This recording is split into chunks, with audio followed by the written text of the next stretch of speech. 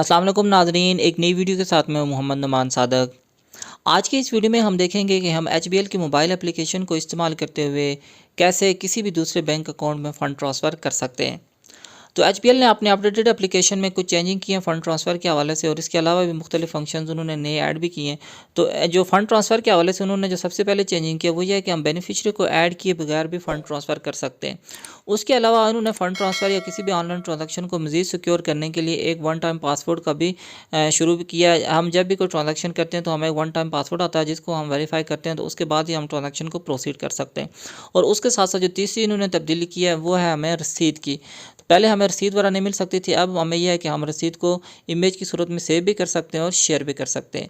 अब हम देख लेते हैं कि ये फ़ंड ट्रांसफ़र किस तरह से होता है। जो ही हम एप्लीकेशन को ओपन करते हैं तो इस तरह का इंटरफेस हमारे सामने ओपन हो रहा होता है। यहाँ पे जो फर्स्ट ऑप्शन है सेंड मनी, हमने यहाँ पे क्लिक करना होता है फ़ंड ट्रांसफ़र करने के लिए।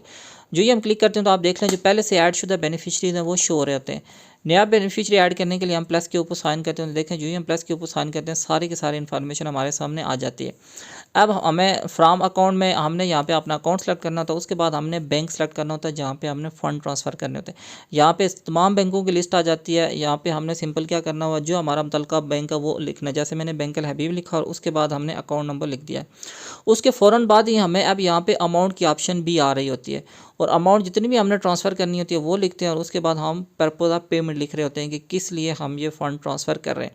अब अगर आप इस नंबर को बेनिफिशियरी के तौर पर ऐड करना चाहते हैं तो आपने यहाँ पे सिंपल क्या करना है, निक नेम लिख देना है। जिस नेम से भी आपने इस बेनिफिशियरी को ऐड करना है वो लिखने के बाद आपने ईमेल और मोबाइल नंबर ना भी लिखें तो आपने नेक्स्ट के ऊपर क्लिक कर देना है। अब आप देख लें जो ही हम नेक्स्ट के ऊपर क्लिक करते हैं तो सारी के सारी अकाउंट की इन्फॉर्मेशन आ जाती है जिसमें हमने फ़ंड ट्रांसफ़र करने होते हैं, और यहाँ पे आप देख लें वन टाइम पासवर्ड की ऑप्शन भी आ रही होती है।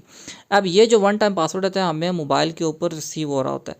अब हमने ये वन टाइम पासवर्ड जो है वो यहाँ पे एंटर करना होता है, और उसके बाद फिर हमने नेक्स्ट के ऊपर क्लिक कर देना होता है। अब जो ही ये पासवर्ड वेरीफाई होता है तो उसके बाद ये ओटीपी जो ही वेरीफाई होता है तो हम नेक्स्ट के ऊपर जब जाते हैं तो हमें जो नेक्स्ट ऑप्शन आ जाती है वो ट्रांजैक्शन पासवर्ड की होती है।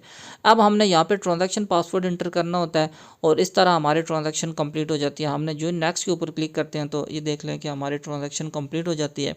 अब हमारे पास ऑप्शन होती है कि ये रसीद हम सेव भी कर सकते हैं, और उसके साथ साथ हम इसको व्हाट्सएप के ज़रिए या ईमेल के ज़रिए या किसी भी सोर्स के ज़रिए हम इसको शेयर भी कर सकते हैं। तरह हम बगैर बेनिफिशियरी ऐड किए हुए हम डायरेक्टली किसी भी बैंक अकाउंट में फ़ंड ट्रांसफ़र कर सकते हैं। तो उसके लिए ज़रूरी है कि जो बैंक में हमारा नंबर रजिस्टर किया हुआ है हमने वही हम हमारे पास एक्टिव होना चाहिए। उसके ऊपर हमारा वन टाइम पासवर्ड आ रहा होता है, तो उसको इस्तेमाल करते हुए ही हम ये ट्रांजेक्शन प्रोसीड कर सकते हैं। तो ये तरीका है किसी बैंक अकाउंट में फ़ंड ट्रांसफ़र करने का।